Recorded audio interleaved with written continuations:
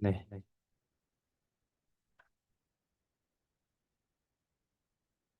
시작하겠습니다.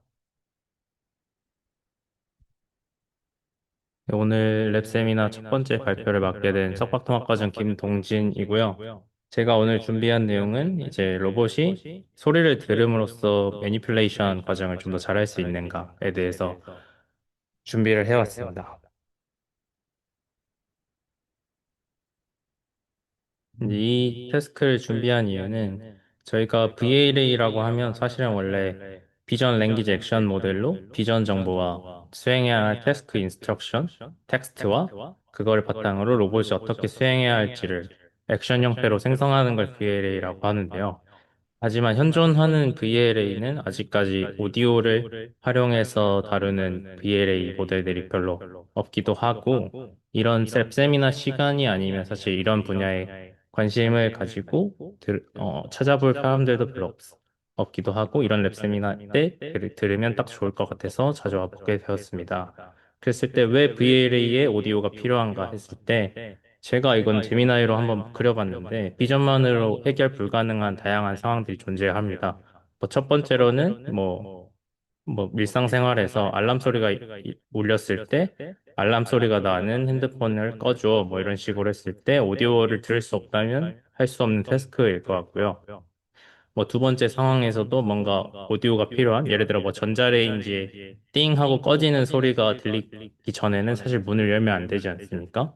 그래서 이런 이벤트를 감지해서 동작을 수행하거나 이럴 때도 오디오가 필요할 것 같고요. 세 번째는 뭐 도어락이나 이런 반응, 이것도 동일하게 이벤트인데, 도어락 같은 게 울렸을 때 실제 도어락이 울렸는지를 판단해서 알려준다거나, 네 번째로 뭐 긴급 상황들, 뭐 여기에는 사실 컵이 깨졌다고, 깨진 소리로 하곤 했지만, 뭐 이것만 아니라도 뭐 다양한 응급 상황들이나 이런 거가 있을 때, 소리가 나는 위치를 알고 그쪽으로 가거나, 이제 그쪽에 대해서 상호작용을 할 수 있으려면 오디오가 필요합니다. 뭐 다섯 번째로는 쉽게 뭐 가정 상황에서 뭐 로보사 이리 와 하면 이제 이리 올 수 있도록 또 해야 됩니다.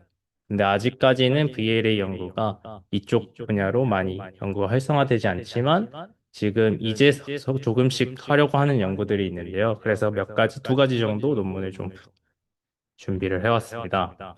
그랬을 때 먼저 오디오를 사용할 수 있다면 어떤 장점이 있는지 적어보았는데, 첫 번째로는 비전만 보게 되면 조명이나 색상 변화에 따라서 로봇이 실제로 똑같은 상황인데 빛의 변화나 색상 변화에 따라서도 로봇이 수행을 잘 못하는 경우가 있습니다. 하지만 오디오는 이런 색상 변화에 불변한 오디오 소리를 갖고 있고요. 그리고 뭐 시야 밖에 있는 이벤트를 감지할 수 있다거나 아니면 접촉하는 소리를 통해서 물체와의 접촉 여부도 감지를 할 수가 있습니다. 그랬을 때 현존하는 VLA 적용하려면 어떤 문제들을 풀어야 할까를 좀 정리를 해봤는데, 첫 번째는 데이터가 필요합니다. 그 실제 로봇이 어떤 동작을 수행하는 과정에서 그런 오디오 데이터가 필요할 텐데요. 이 오디오 데이터를 어떻게 대규모로 확보할 것인가를 첫 번째 발표 논문에서 이제 말씀을 드리려고 하고요. 두 번째는 실제 확보한 오디오를 기술적으로 어떻게 VLA에 활용을 할 것인가를 이제 로보옴니라는 논문으로 설명을 드릴 예정입니다. 또 다양한 뭐 이런 논문들 말고도 뭐 오디오의 방향이나 오디오의 의미를 어떻게 활용할 것인가에 대해서 좀 다양한 논문들이 있는데 그거는 오늘은 제쳐두도록 하겠습니다. 첫 번째 논문은 매니젠이라고 불리는 더 사운드 오브 시뮬레이션이라는 논문입니다. 이제 실제로 기존에 로봇을 실험을 하기 위해서는 실제 로봇이 동작을 하는 이제 로봇 동작 행동 액션 데이터들이 필요해요. 뭐 예를 들어 실제 보시면 이 사람이 움직이는 것처럼 실제 휴머노이드가 움직여서 행동을 하게 되는데 이걸 이제 영어로 텔레오퍼레이션이라고 합니다. 그랬을 때 원격 조작을 함으로써 실제 원하는 태스크에 대한 로봇의 행동 액션을 만들고 그걸 바탕으로 학습을 이루어지기 때문에 실제 조금 노동 집약적인 형태로 있을 수 있습니다. 하지만 이때 이제 왼쪽에 보시면 저희 실제 랩실에 이제 병근님께서 텔레오퍼레이션으로 뭔가 로봇을 조작해서 데이터를 모으는 장면에 포착한 영상이고요. 이런 식으로 시간과 노동을 조금 필요로 하게 됩니다. 그랬을 때 기존에도 비전 랭귀지 액션에서도 사실 데이터가 많이 부족해요. 그래서 데이터 모으는 것도 많이 어렵고 해서 이런 것이 지금 가장 문제가 되고 있는데 사실 오디오나 플러스 알파 다른 센서 데이터로 확장했을 때는 또 동일한 문제가 있겠죠. 뭐 그냥 가장 첫 번째로는 하드웨어가 필요하고 그리고 데이터 수집을 위한 다양한 소리를 반복적으로 연출을 해야 합니다. 그랬을 때 노동 및 시간이 소요가 되고요. 또 뭔가 로봇이 이 소리를 듣고 이동해야 되는 상황이 오면은 그런 공간에 대한 제약도 필요하고 또한 이런 모든 데이터들, 센서 데이터들에 대한 정확한 캘리브레이션도 필요하게 됩니다. 따라서 이 논문에서는 제한적이고 값비싼 실제 텔레오퍼레이션 데이터를 직접 수집하는 것 대신에 지금 현존하는 대규모 생성 모델들을 활용해서 시뮬레이션 환경에서 먼저 데이터를 학성한 후에 이거를 실제 로봇에 학습하는데 사용을 해보자 해서 한 연구이고요. CORL이라는 조금 로봇 탑 컨퍼런스 중에 하나인 컨퍼런스의 베스트 페이퍼 후보로 올라간 논문입니다.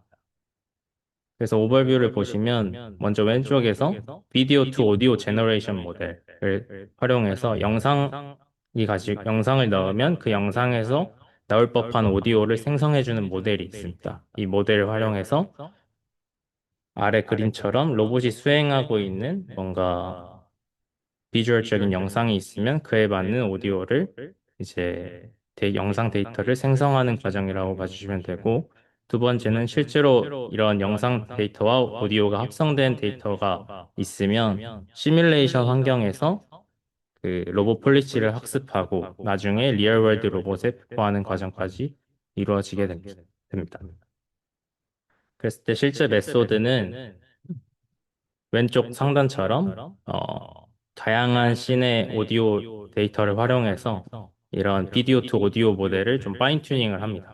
실제 파인 튜닝을 하는 과정이 있고 그 과정에서 실제 이 영상에서 오디오를 생성하는 모델을 파인 튜닝을 하고요. 그 다음에 로보벌스라는 시뮬레이션에서 실제 로봇이 행동하는 그 영상에서 오디오를 생성하는 과정을 갖게 됩니다. 그렇게 오디오를 생성한 오디오와 영상 데이터와 그리고 랭귀지 커맨드를 함께 이제 각각의 인코더로 피처를 추출한 후에 트랜스포이머 인코더를 통해서 셀프 어텐션을 통해 이제 결합을 하게 되고 디퓨전 폴리시로 로봇을 이제 학습을 하게 됩니다. 그리고 이 논문에서는 리얼월드에 대한 로봇 폴리시 텔레오퍼레이션을 수행하지 않고도 시뮬레이션만으로도 학습해서 실제 작업을 수행하는 모습을 실험을 하고 있습니다. 아까에 대해서 조금 더 자세하게 설명을 드리면 사실 이 논문 자체는 한 가지 태스크에만 집중을 했어요. 아까 제가 소리로는 다양한 상황이 있다고 했는데 그 중에서는 액체 따르기, pouring이라는 태스크에 집중을 합니다. 왜 이 태스크를 집중을 했냐 하면은 이 논문에서는 실제 용기에 액체를 따를 때 용기에 따르는 용기나 받는 용기에 의해서 그 시야에 가려지거나 액체의 투명성으로 인해서 시각만으로 판단하기 어려울 때가 있고요. 또한 액체가 흐르는 소리나 용기가 채워지는 소리 등의 오디오에 대한 의존도가 매우 높습니다. 그래서 따라서 시뮬레이션에서 또 다양한 컵과 병, 액체 종류 등이 이미 기존에 있기 때문에 이 태스크에 집중을 했다고 합니다. 그랬을 때 비디오 투 오디오 제너레이션 모델은 MM 오디오라는 기존의 CVPR 2025에서 발표가 된 모델을 실제 투어링 태스크에 맞게끔 조금 파인 튜닝을 했고요. 그 다음에 실제 피직스 베이스드 시뮬레이터는 로보벌스라고 RSS 2025에서 실제 다양한 로봇들과 다양한 객체들을 가지고 있는 그런 시뮬레이터 환경에서 로봇의 실제 투어링 태스크를 하는 트래젝터리를 생성을 했습니다. 그 각각 MM 오디오와 로보벌스가 어떤 모델이냐에 따라인지 궁금해하실 것 같아서 간단하게 이제 소개하는 영상을 가지고 왔는데 지금 들으시는 소리는 그냥 이 MM 오디오라는 모델에 이 영상만 넣고 소리가 생성된 결과를 들려드리는 겁니다. 뭐 이런 식으로 바닷소리와 갈매기 소리, 뭐 이제 말이 움직이는 소리,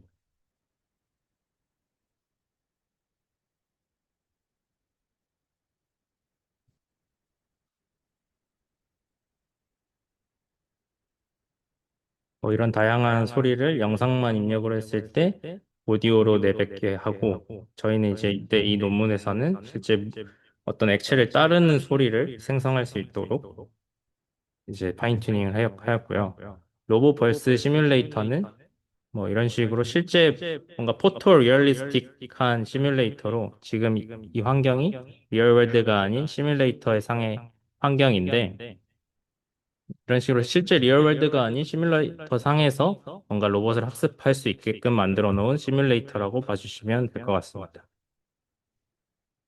뭐 그래서 먼저 비디오 투 오디오 제너레이션 모델에 대해서 좀 더 자세히 설명을 드리면 액체를 따르는 소리를 정확히 묘사할 수 있도록 관련 실제 데이터를 먼저 수집을 했고요. 그랬을 때 에픽 키친과 실제 연구진이 유튜브에 스크롤링한 영상들을 활용을 해서 이 따르는 영상들만 수집을 해서 학습을 시켰습니다. 물, 커피, 탄산음료, 스프 등의 다양한 액체, 그리고 유리, 플라스틱, 세라믹 등의 다양한 용기가 포함된 5에서 60초짜리의 영상을 총 1031개 정도 수집을 해서 파인 튜닝을 했고, 그 과정에서 저희는 이제 로보벌스라는 시뮬레이터 상에서 이 영상을 받아서 사용하는 것이기 때문에 실제 현실과 갭 차이가 날 수가 있습니다. 그 갭 차이를 줄이기 위해서 이 논문에서는 샘을 활용해서 그런 푸어링 태스크에 집중되는 액체들만 마스크를 따서 이쪽 모델의 파인튜닝 하는데 활용을 함으로써 그래픽 픽셀 차이에 구애받지 않고 뭔가 물리적으로 훨씬 더 정확하고 작업에 말맞는 소리를 생성할 수 있다고 합니다. 그 다음에는 이쪽 로보벌스에서는 모션 플래닝 베이스드 푸어링 스트레치를 설계를 하는데요. 실제 푸어링 하는 태스크를 계산을 해서 얼만큼 용기에 물을 따를 것인지, 어느 정도 그리퍼를 기울여야 할 것인지를 계산을 해서 자동으로 이제 실제 액션을 하는 트래젝토리를 생성을 했다고 합니다. 그래서 매 에피소드마다 따르는 용기와 받는 용기를 씬에다가 배치를 하고 실제 따르는 용기에 70 플러스 마이너스 5% 수준으로 액체를 미리 채운 다음에 용기의 중심에서 5% 오차 범위로 로봇이 이제 컵의 끝부분을 잡을지 뭐 안쪽 부분을 잡을지에 대해서 그래프 포인트를 먼저 샘플링을 합니다. 그 다음에 붙는 양도 4분의 1을 볼지, 2분의 1을 볼지, 또 4분의 3을 볼지, 아니면 전체 다 붙는지 볼지를 결정해서 목표량을 채우기 위한 기울기 각도를 계산을 했고요. 여기 조금 잘렸는데, 또 이런 씬에 대해서 다양한 환경, 뭐 조명을 다르게 한다든지, 테이블의 질감이나 색상을 바꾸게 한다든지, 아니면 카메라 위치를 바꾸는지, 아니면 실제 물리적 속성, 그 컵의 크기나 컵의 실제 다른 와인잔, 뭐 병, 뭐 등등의 다양한 컵이나 액체의 밀도 등을 고려해서 현실과의 격차를 조금 줄이려고 노력을 했습니다. 그 다음에 실제 이런 데이터를 모아서 어떻게 그 로봇 폴리시를 학습을 했느냐 하면은 오른쪽에 보시면 실제 각 모달리티의 피처를 뭐 이미지는 클립 엔코더 그리고 오디오는 실제 웨이브가 아니라 오디오를 스펙트로그램 형태, 이미지 형태로 바꾼 후에 그거를 오디오 AST, 오디오 스펙트로그램 트랜스포머라는 이제 피처 익스트랙터를 활용해서 피처를 뽑고 그 다음에 실제 랭귀지 커맨드 for half the cup half the cup이면 컵에 있는 거 절반을 부으라는 텍스트고 이거를 잘 안 들렸네요. 아, 트랜스포머 인커더에 컨캐트네이션을 해서 이어서 붙여서 넣습니다. 그게 내부에서 그러면 셀프 어텐션을 통해서 상호작용이 일어나면서 실제 디퓨전 폴리시에 좀 결합된 피처들이 들어가게 됩니다. 근데 아까 네, 네, 네. 그 시스템에서 물을 어떻게 돼요? 시뮬레이터에서 물이 돼요? 이게 제가 그래서 직접 해보려고 봤는데 코드상으로는 시뮬레이터를 어떻게 했는지에 대한 설명이 안 나와 있더라고요. 그러니까 저도 이거를 논문을 보면서 다 읽어보고 베스트 페이퍼 파이널리스트라고 해서 아 시뮬레이터도 잘 공개를 해놨거니 하고 봤는데 그 여기서 MM 오디오로 파인 튜닝한 모델도 사실 안 올라와 있었고요. 그래서 오디오를 어떻게 따르는 소리를 어떻게 실제로 생성을 했을까도 궁금해서 들어보고 싶었지만 못 들었고 항상 뭔가 크리티컬하게 모델들이 있어요. 그런 걸 돌려서 신테틱하게 만든. 그게 저기 승대기 아니 뭐지? 오디오 말고. 로보벌스에 그 이미 있는 것 같아요. 물 따르는 게. 그 다른 식이 아닐 거예요. 아, 그래요? 막상 틀어보면 그런 게 아니라 그냥 이에요? 또 아니고 그냥 조금씩 뭔가 차오르는 듯한 이제 뭐 갑자기 한 2cm씩 올라간다든가. 네. 아 그러면 내가 아무튼 그 물컵을 물 나오는 거에 대고 있으면 여기 물이 조금씩 뭐 이게 푼다. 쪼르고 있으면 이게 뭔가 아, 샌다거나 아 그런. 그래서 그 목표량을 먼저 결정을 했대요, 얘네가. 그 컵에 채워놨으면 거기서 다 따를 것인지, 절반만 따를 것인지, 4분의 1만 따를 것인지 결정해서 그거를 수치적으로 기울기를 통해서 계산을 했다는데, 내부적인 알고리즘은 논문에 사실 나와 있진 않았었고요. 이것을 어떻게 했는지는 정확하게는 잘 모르겠어요. 뭔가 그 실제로 물이 이렇게 흐르는 실제로 흐르는 게 네네네. 아니라 흐르는 척을 해가지고 아무튼 어? 그건 모르겠어요. 그거는 확인을 못 그래서 해봤는데. 지금 척을 지금 조금씩 알아서 차잖아요. 근데 그 반드시 인풋과 아웃풋이 이렇게 딱 온라인이 맞는 게 아니라 뭔가 이제 근데 여기 사실 이미지 보면은 물이 있거든요. 시뮬레이터 이미지 보면은 얘네는 실제 물을 채운 것 같긴 해요. 로보벌스가 그 기능을 하는지는 저는 확인을 해보진 못했지만 있겠거니 하고 넘어가긴 했었어요. 예, 예, 예. 그거에 관련된 정보는 이 논문 말고 로보벌스라는 그 기터브는 잘 돼 있더라고요. 그거 한번 확인해 보시면 될 것 같아요. 그래서 이런 식으로 모델 디퓨전 폴리시를 실제 리얼월드에서 수집한 데이터가 아니라 그냥 시뮬레이션 환경에서 수집한 데이터로만 학습을 진행을 한 후에 실제 리얼월드에 배포를 했습니다. 그래서 실험들을 제가 보여드리면 위쪽이 먼저 시뮬레이션에서 트래젝토리를 이제 이런 식으로 생성한 결과입니다. 미도님 여기 봐주시면은 시뮬레이터에서도 뭔가 물이 실제 물이 뭔가 떨어지고 있는 모습을 볼 수 있어서 실제로 물을 어느 정도 채우고 진행을 한 것 같습니다. 그리고 아래가 리얼월드 씬이고요. 실제 똑같은 로봇 세팅을 하긴 했어요. 시뮬레이터와 리얼월드에서 로봇 세팅을 완전 똑같이 진행을 한 후에 아래는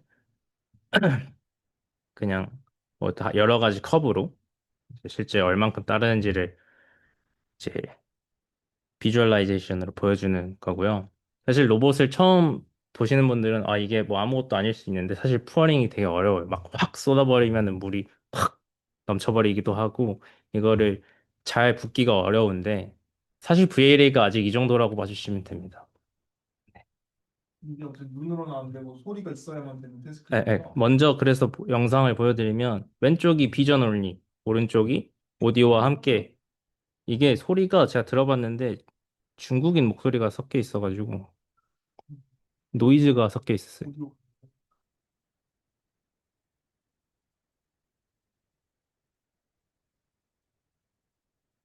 저 반대로 들었네요, 제가. 죄송해요. 이게 비전 원리고, 잠깐만요.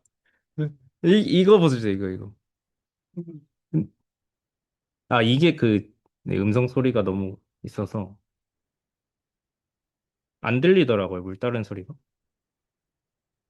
자, 집중하면 들려요.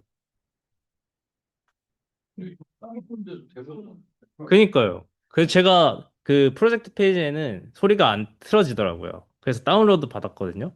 그때는 소리가 이렇게 나와서. 예, 예, 소리가 영상이 아니라 GIF였어가지고.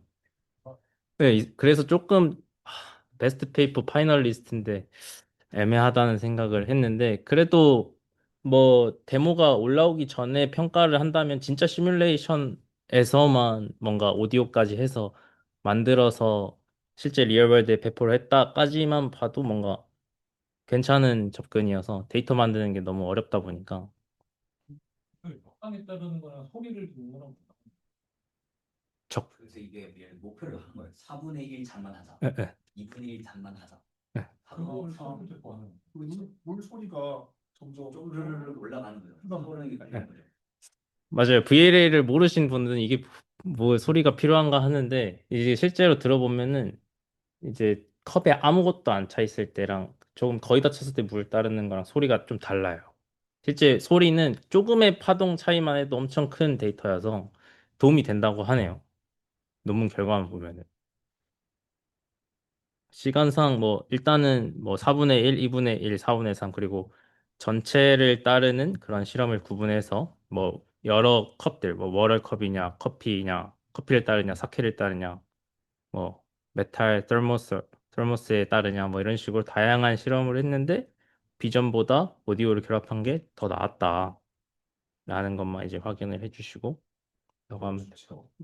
아 수치 이제 좀 자세히 설명을 드리면 이 NMAE라는 평가 지표를 자기들이 실제 정의를 했는데 그게 뭐냐면 목표량이 있어요. 예를 들어서 내가 1000ml를 따르고 싶어요.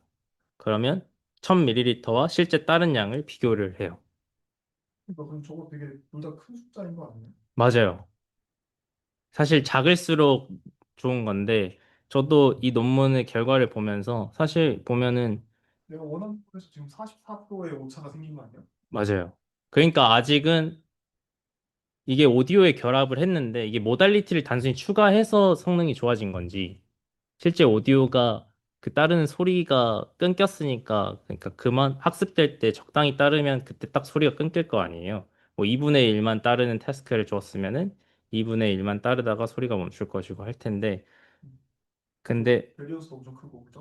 그래서 이 실험 성능만 봤을 때는 얘네가 파이널리스트로만 멈춘 이유가 있겠구나. 그것도 신기하긴 합니다. 네? 근데 이전까지는 뭔가 소리에 이제 로봇 매니플레이션을 적용해 본 연구가 거의 없어서 그런 영향도 있었을 것 같아요. 네? 그래서 이런 식으로 시뮬레이션으로 소리 데이터를 모아서 하는 경우도 있고요. 그래서 장점은 뭐 생성 모델로 시뮬레이션 오디오를 학습했다. 그리고 리얼 로봇 데이터 없이 제로샷 트랜스퍼를 성공했다. 그리고 디퓨전 폴리시로 멀티모달 액션 디스트리뷰션을 표현을 가능하게 했고, 하지만 말씀드린 것처럼 뭐 태스크가 푸어링 하나로 한정돼 있다거나 민호님이 말씀해 주셨는데 사실 0.4 정도의 수치면은 목표 대비 40% 오차거든요. 그래서 절대적으로 높은 편이라서 이잘 수행이 됐는지는 잘 모르겠지만 또 시뮬레이션 환경에서 대략적인 카메라랑 로봇 셋업은 여전히 수동으로 필요하다는 점을 한계로 볼 수 있습니다. 다음 논문이 좀 더 재밌어 질문이 보이고. 하나 아, 있는데요. 네네, 질문해 주세요. 네네, 포어링 같은 경우에는 뭔가 그 비디오를 봤을 때 어떤 소리가 상상이 되는 것 같아서 뭔가 요 방법론을 썼구나 와닿는데 네네. 사실 그 포어링 자체의 오디오가 꼭 필요한지는 잘 모르겠는데 아까 동진님이 오히려 처음에 들어주셨던 예시가 뭐 예를 들어서 난 앞을 보고 있는데 뒤에서 오디오로 나를 부른다라고 하는 네, 상황이면 되게 필요할 것 같다는 생각이 드는데 그 경우에는 비전으로부터 뭔가 소리 추론이 되게 어려울 것 같은데, 맞아요. 예. 그 생성 모델 활용하는 요 페이퍼 방법론이 그런 뭔가 뒤에서 부를 때 돌거나 뭐 이런 거에 적용이 가능한 건지 좀 궁금하긴 하거든요. 일단 지금 오디오 생성하는 모델들은 실제 방향 정보까지 포함되진 않습니다. 모노 오디오라고 해서 오디오의 정보도 어떤 마이크로 수집을 했느냐에 따라 다른데요. 방향 정보까지 사실 알려면 2개 이상의 마이크를 가진 오디오로 아니 마이크로 데이터를 수집을 해야 됩니다. 그런 걸 이제 스테레오 오디오라고 하고요. 아, 근데 약간 오디오 방향보다는요, 네, 뭔가 네, 이전에서는 전혀 이제 뭔가 그 오디오를 예측할 수 없는 상황일 때, 네. 그때 요 페이퍼에서 포어링 한 것처럼 뒤에서 부를 때 어떤 액션을 해야 된다라는 식으로 좀 적용 가능한 메소드인가 해가지고요. 그래서 그 말씀드리는 거는 뒤에서 부르는 건 사실 소리의 방향을 알아야 되거든요. 아, 소리의 방향을 알았을 때 저도 그 생각을 해서 오디오와 VLA 연결을 해보고 싶었는데 예를 들어 로봇이 이쪽을 보고 있고 앞쪽을 보고 있고 소리가 오른쪽에서 나면은 이제 카메라에서 안 보일 수 있는 상황에 오른쪽으로 방향을 틀어야 되잖아요. 네네네. 그랬을 때 실제로 저는 어, 제가 찾아본 연구 중에는 소리의 방향을 찾을 수 있는 그 알고리즘이 있어요. 마이크가 6어레이 마이크, 그러니까 6개가 달려있는 조그만 마이크를 쓰면은 소리의 방향을 추정할 수 있는 알고리즘이 있거든요.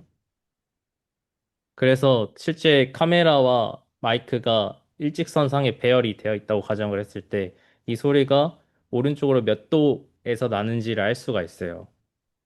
그러면 그 정보를 활용해서 방향을 얼만큼 틀지를 계산하고 로봇을 실제로 틀 수 있어요. 근데 어, 제가 지금 처음으로 말씀드린 논문은 그런 논문은 아니에요. 그럴 때 사용하기는 조금 어려울 수 있을 것 같아요. 네, 감사합니다. 네. 네.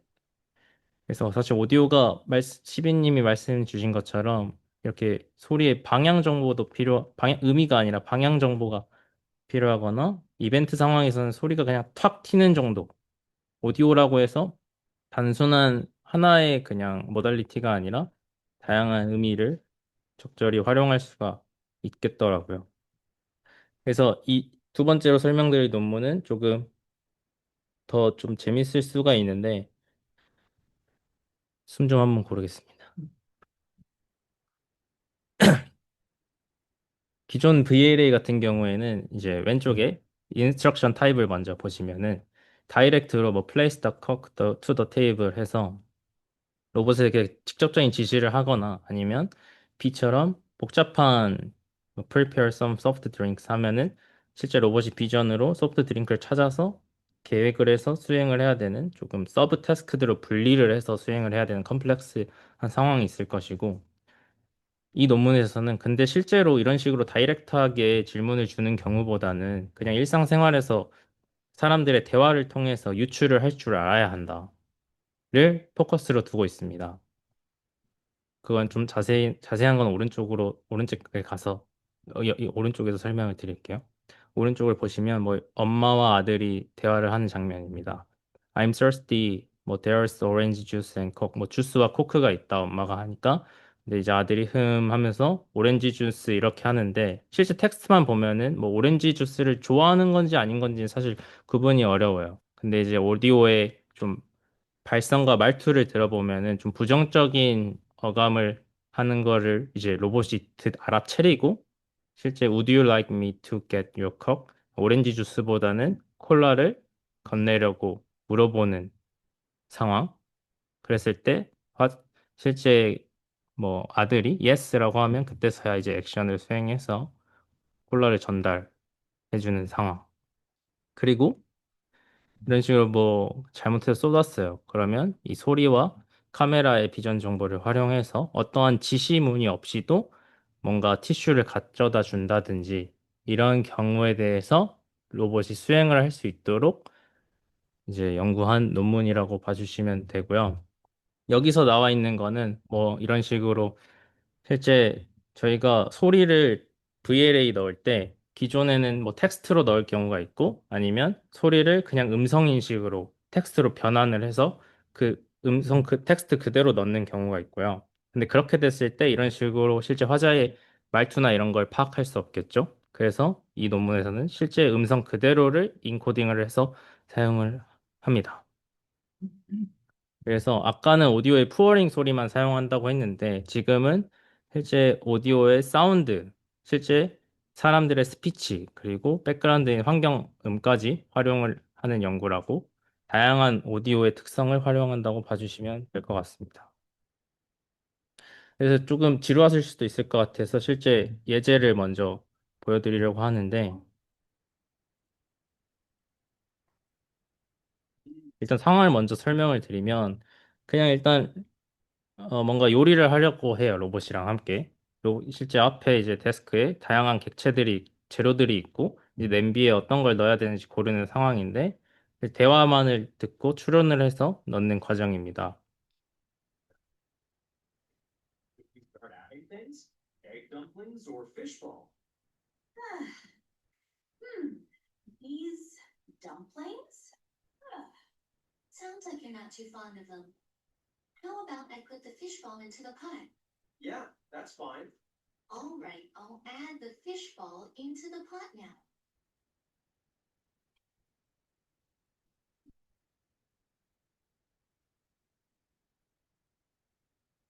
뭐 감정적인 의도를 파악해서 그걸 수행한다던가, 뭐 다양한 영상에 다양한 그게 있는데, 실제 시간 되실 때 한 번씩 궁금하시면 봐주시면 될 것 같고, 시간상으로 넘어가도록 하겠습니다. 뒤에 자세히 이렇게 설명을 할 거라서. 그래서 보시면 센티먼트 큐, 뭐 non-verbal 큐, identity 큐, overall 큐 네 가지의 조금 다양한 상황을 얘네가 데이터를 만드는데요. 첫 번째 상황은 센티먼트 큐로 사용자의 말투나 감정적인 표현을 통해서 실제 선호도를 추론하는 상황이에요. 뭐 예를 들어 오른쪽에 번역을 제가 해놨습니다.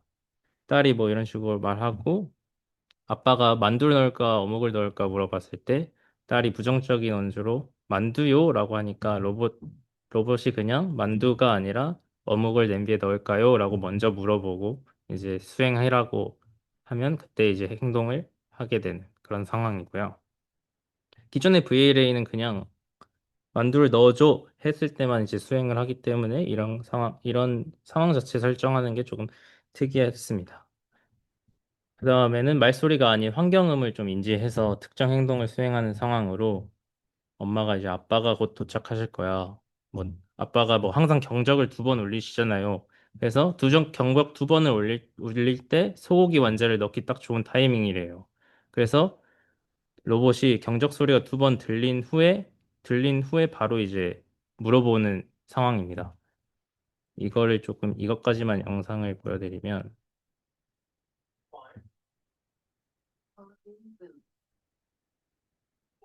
Should I put the beef bowl? And I've got chicken wings in the oven. When the timer goes off, that's for me to take care of. I just heard two. 보시면 이렇게 경적 소리를 듣고 이제 로봇 옴니가 반응을 하는 부분이었고요. 이런 식으로 소리의 이벤트를 듣고 반응을 한다던가, 아니면 아이덴티 큐, 말하는 사람의 특징을 파악해서 둘 중에 누구의 요청을 들어줄지 판단하는 상황도 설정을 했습니다.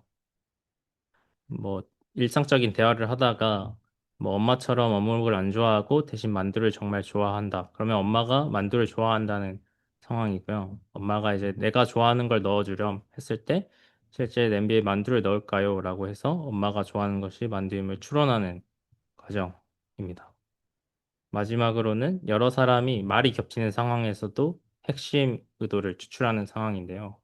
뭐 어떤 걸 넣을까 했을 때 엄마와 딸이 소고기 완자를 겹치게 말을 했음에도 불구하고 바로 이제 로보옴니가 의견이 일치하는 것 같아서 바로 넣겠다고 하는 모습입니다. 이런 식으로 네 가지의 상황을 설정을 했고 실제 메소드 그림은 이렇게 되어 있습니다. 실제 방금 같은 데이터들을 수집을 합니다, 직접.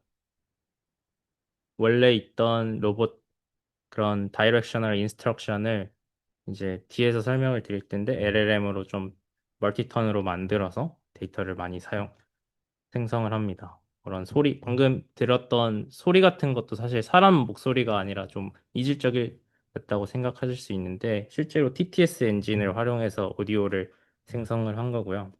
그렇게 만들어진 14만 개 정도의 로봇 에피소드로 이제 실제 를 옴니 2.5B였나? 3였나? 네, 2.5 옴니를 파인 튜닝을 해서 실제 토커가 그 말을 하기도 하고 실제 로봇이 행동을 해야 할 때 액션을 생성하기도 합니다. 각각에 대해서 조금만 더 자세하게 설명을 드리면 먼저 데이터셋 컨스트럭션 파이프라인은 다이렉트 인스트럭션을 다양한 상황에 멀티턴 대화로 변환을 하게 되는데요. 뭐, get a potato from the table을 뭐 이런 가족 간의 상황으로 LLM으로 만들게 됩니다. 이때는 GPT-4.5를 활용해서 멀티턴 대화를 만들었다고 하고요. 이걸 직접 화자들을 다 구분을 해서 TTS 엔진을 활용해서 여러 화자들을 활용해서 오디오를 생성을 합니다.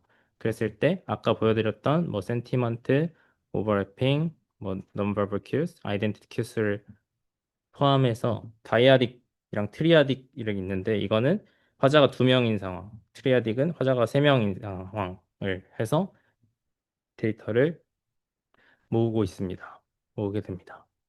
이 데이터를 활용해서 이 논문은 모델 아키텍처를 각 네 가지로 구분을 했는데요. Perceiver, Thinker, Talker, Executor로 나누었습니다. Perceiver는 퀸 2.5 옴니의 멀티모달 처리 파이프라인을 그대로 이제 활용을 했고, 비전과 오디오, 텍스트 입력을 공통된 임베딩 공간으로 인코딩을 하게 되고요. 실제 띵커는 퀸 2.5 옴니 3B 모델 기반으로 입력된 정보를 바탕으로 상황 판단을 하고 적절한 응답을 결정하게 됩니다. 그랬을 때 실제 토커는 이 텍스트 토큰을 활용해서 로봇이 인간과 자연스럽게 소통할 수 있도록 음성을 생성을 하고요. 이것도 다 퀸 2.5 옴니에 포함이 되어 있는 아키텍처를 사용을 하였습니다. 그리고 이스큐터가 사실 조금 다른 점인데 기존의 이제 캔슬이 옴니는 행동까지 생성을 하진 않기 때문에 조금 이 텍스트 토큰 뒤에 액션 토큰을 내뱉게 해서 바로 이제 저희 이전에 원래 저희가 알고 있는 디퓨전 폴리시가 아니라 오토 리그레시브하게 로봇의 물리적인 움직임을 생성을 하게 됩니다.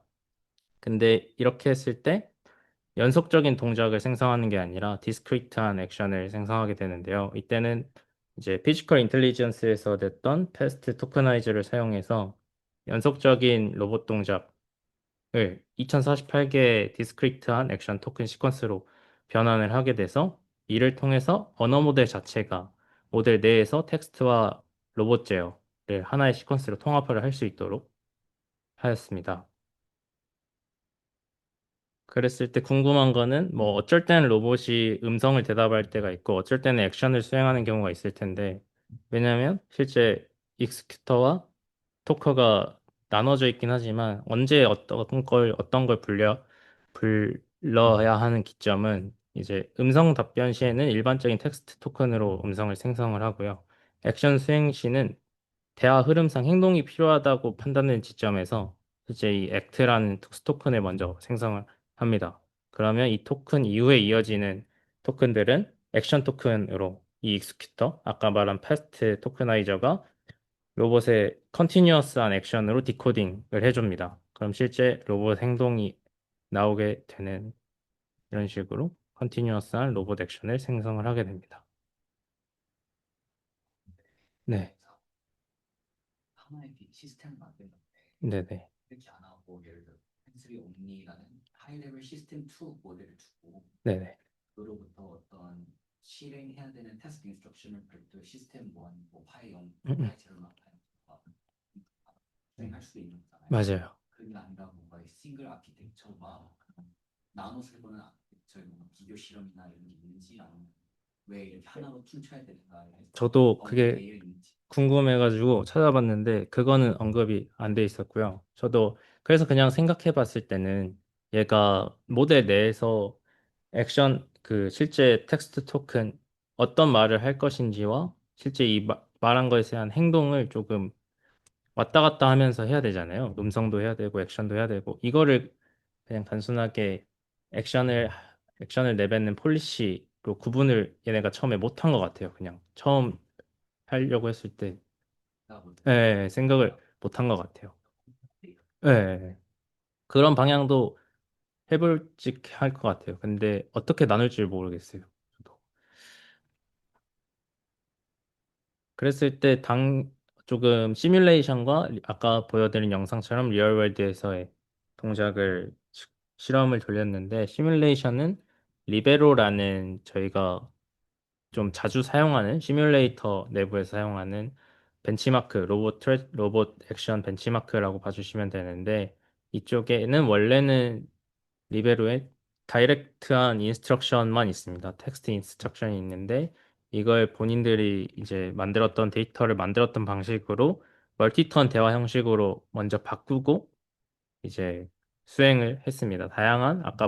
말씀드린 6가지 정도의 다양한 대화의 상황을 또 구분을 해서 실험을 돌렸을 때 먼저 그라운드 트루스 텍스트 프롬프트를 그냥 던졌을 때와 그건 이제 멀티턴 대화 상황을 던졌을 때 아니면 오디오를 음성 인식 툴로 텍스트로 변환한 프롬프트를 던졌을 때 그리고 로보 옴니 같은 오디오를 바로 받을 수 있는 모델을 사용했을 때 성능이 이렇게 나왔고요. 당연한 거지만 사실 이전 모델들은 단순한 다이렉션한 태스크 인스트럭션으로 수행을 하게끔 모델이 학습이 되었기 때문에 다중 멀티턴 데이터를 한 번에 뭉쳐서 넣어버리면은 동작을 못할 가능성이 높기 때문에 이거는 좀 당연한 실험 결과라고 봐주시면 될 것 같습니다.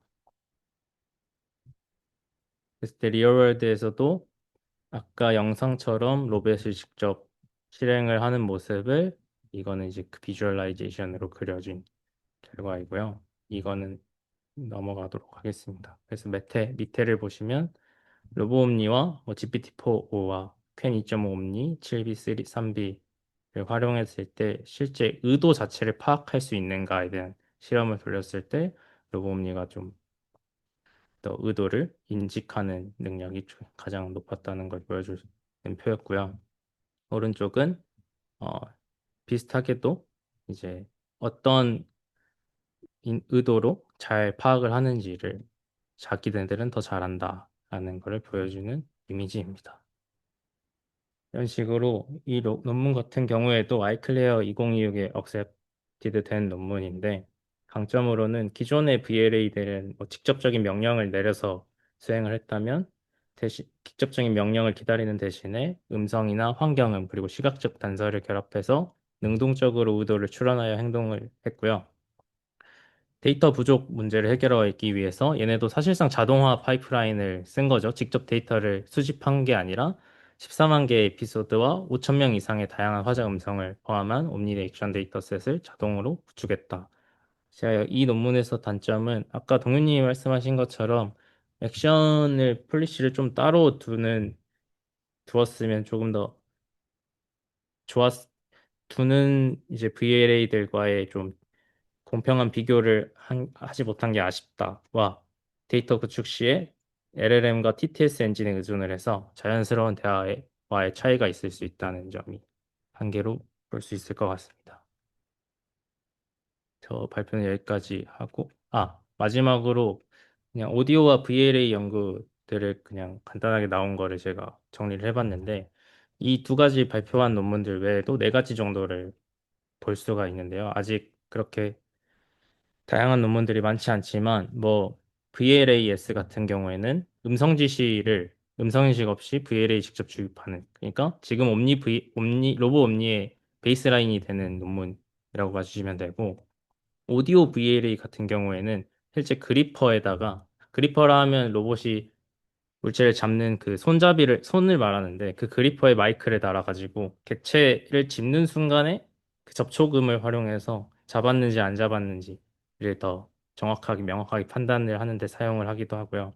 옴니 VLA 같은 경우에는 아까 이제 시비님이 마이크로 방향을 추정할 수 있는 태스크도 있지 않냐 하셨는데 그런 태스크를 조금 고정된 상황에서, 그러니까 움직이지 않는 상황에서 마이크를 활용해서 알람 소리가 울리는 시계를 꺼줘 하면은 다양한 알람 시계가 있을 때 실제 소리가 울리는 시계를 방향을 추정을 해서 끄는 태스크 이런 걸 실행한 VLA 논문들도 있었습니다. 하는 태스크로 오디오가 중요한 태스크는 뭐가 있나요?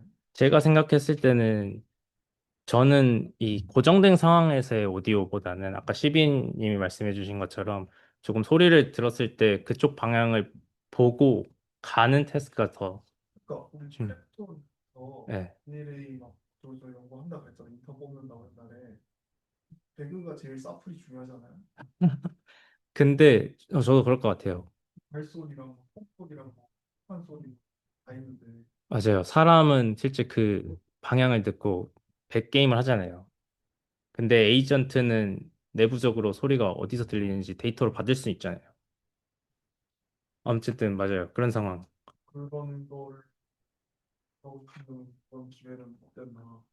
몰랐어요. 아, 끝났나요? 올라왔다. 그래요?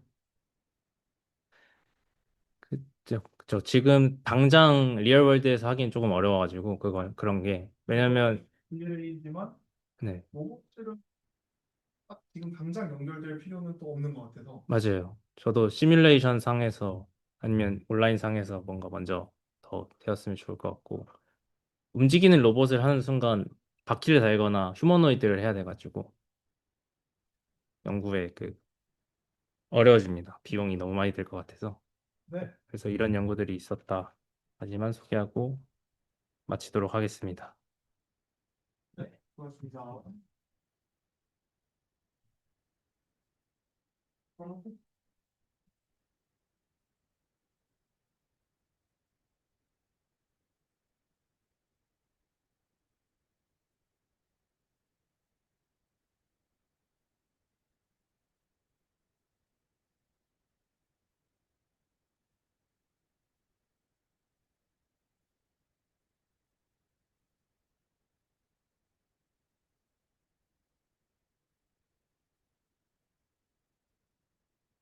네, 저는 오늘 월드 액션 모델에 대해서 발표하게 된 그 형준아입니다. 네.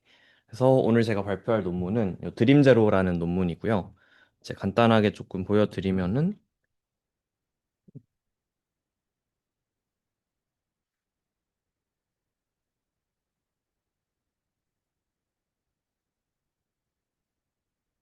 네, 이제 요런, 뭐 실험은 다양하게 하는데, 이제 기본적으로 이 아지봇이라는 로봇을, 어, 이렇게 매니플레이션 위주로 하는, 어, 그런 논문이고, 이제 제가 제목 소개 드릴 때 월드 액션 모델이라고 소개를 드렸는데, 이제 이 비디오 생성 모델을 이용해가지고 요 이제 로봇 폴리시를 만드는 그런 이제 연구입니다. 그래서 이렇게 다양한 태스크를 하고, 뭐 짚는 거부터 해서 이렇게 뭐 신발끈 묶는 거, 박스 포장지 푸는 거, 뭐 이렇게 다양한 어려운 태스크들을 할 수 있는 모델이다. 고 이제 알아두시면 될 것 같고, 네. 그래서 기존에 이제 이 월드 액션 모델 WAM이라고 하는데 이게 이제 VLA와 어떻게 다르냐라고 하면은 기본적으로 VLA는 VLM에다가 저희가 액션 헤드를 달아가지고 이제 로봇 태스크를 수행하기 위한 모델로서 만드는 거고요. 이 월드 액션 모델은 이제 좀 최근에 나온 텀이고 아마 이 논문에서 혹은 이제 좀 비슷한 몇 개 최근 논문에서 좀 정의한 텀인데 월드 모델에다가 이제 액션을 같이 생성하도록 하는 그런 이제 어, 어, 모델로서 이제 좀 비디오 생성 모델이죠. 월드 모델이 어떻게 보면. 그래서 비디오 생성 모델에서 출발하는 이런 계열의 모델이다. 라고 보시면 될 것 같습니다. 그래서 이 VLA들이 뭐가 안 되냐라고 하면은 VLM의 액션 헤드를 다는 건데 네. 네. 그래서 그 VLA들이 결국에 예측하는 거는 미래의 액션들이죠. 미래 액션들인데, 어, 이렇다 보니까 가장 큰 단점이 제너럴라이즈가 안 되는 겁니다. 로봇이 이제 다음 행동을 할 때 내가 어떤 행동을 해야 되는지만 예측을 하고 그 행동을 했을 때 주변 상황이나 이제 주변 스테이트가 어떻게 바뀌는지에 대한 예측이 전혀 없는 거죠. 그래서 이게 좀 안 좋은 게 결국에 LLM이 잘 되는 이유도 넥스트 스테이트, 그러니까 넥스트 토큰을 예측을 하는 거잖아요, 계속해서. 그래서 어떤 필요한 어떤 미래를 계속해서 예측을 함으로써 얘의 어떤 그 논리지가 학습이 되는 건데, 지금 현재 VLA는 그런 게 전혀 없다. 그래서 이제 이 외무로 넘어가게 되면은 어쨌든 넥스트 스테이트, 그러니까 내가 특정 액션을 했을 때 그 스테이트가 어떻게 바뀌는지에 대한 어, 그런 이제 정보를 같이 모델이 인코딩 하게 되는 거죠. 그래서 결국에 어떤 액션, 우리가 그 로봇이 액션을 수행하려면 그 미래에 어떤 스테이트가 올지를 이제 상상을 할 줄 알아야 되는데, 그런 이제, 어, 논리지를 모델에 넣어줄 수 있다. 그게 가장 중요한 내용인 것 같고, 또 하나는 스케일러빌리티입니다. 그래서 결국에, 우리가 스케일링 로에 따라서 이 로봇도 뭐 LLM처럼 확장을 하려면 네, 엄청나게 많은 데이터가 필요하겠죠. 근데 대부분의 이제 인터넷상의 데이터를 우리가 요 모델을 학습시키는데 활용할 수 있다 하는 게 이제 요 두 번째 장점이고요. 네, 그래서 이제 모델 자체는 조금 간단한데 요걸 어떤 식으로 하냐를 조금 이제 설명을 드리겠습니다. 네, 그래서 비디오 생성 모델 뭐 많이들 아실 것 같은데 완이라는 모델이 있고 이 완이란 모델에다가 액션 인코더, 액션 디코더, 그리고 스테이트 인코더 요 세 개를 이제 추가를 해가지고 파인 튜닝을 시키는 개념입니다. 네. 이런 식으로 학습이 되는 거고 그래서 이거 구조를 보면은 요게 이제 가운데가 기존에 있던 완이라는 그 비디오 생성 DIT 모델이고 그 다음에 VA 인코더는 원래 있는 거고요. 거기다가 이제 좀 전에 말씀드린 액션 인코더랑 여긴 안 나와 있지만 액션 디코더 그리고 스테이트 인코더라는 걸 추가해가지고 로봇 어, 데이터로 학습을 시키는 겁니다. 근데 이때 약간의 차이점은 원래 이제 비디오 생성 모델은 액션 토큰이라는 걸 따로 받지 않죠. 근데 이제 액션 토큰을 원래 이제 얘가 생성하는 이 프레임 토큰에다가 붙여가지고 같이 생성을 한다는 개념이고, 그리고 또 하나 차이점은 이 완이라는 애는 바이디렉셔널 모델입니다. 바이디렉셔널 트랜스포머에서 모든 프레임을 한 번에 생성을 하는데, 여기서 이제 커주얼 마스크를 써가지고 좀 오토리그레시브하게 바꿔주는 그런 이제 약간의 트릭이 있고요.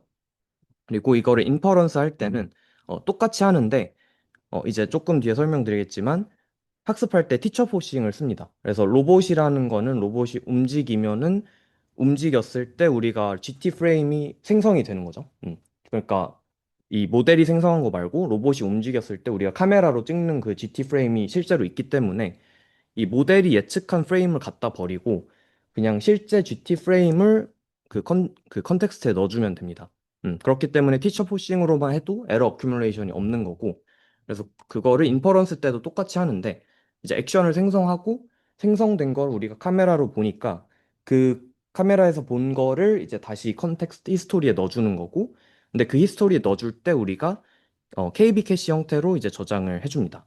그러면 이제 이 KB 캐시 형태로 계속해서 저장이 돼 있으면은 우리가 좀 컨텍스트가 길어져도 새로 생성하고자 하는 그 프레임과 액션에 대한 토큰만 예측을 하면 되는 거죠. 그래서 훨씬 빠르게 좀 할 수 있다. 일반적인 LLM 생성하는 것처럼.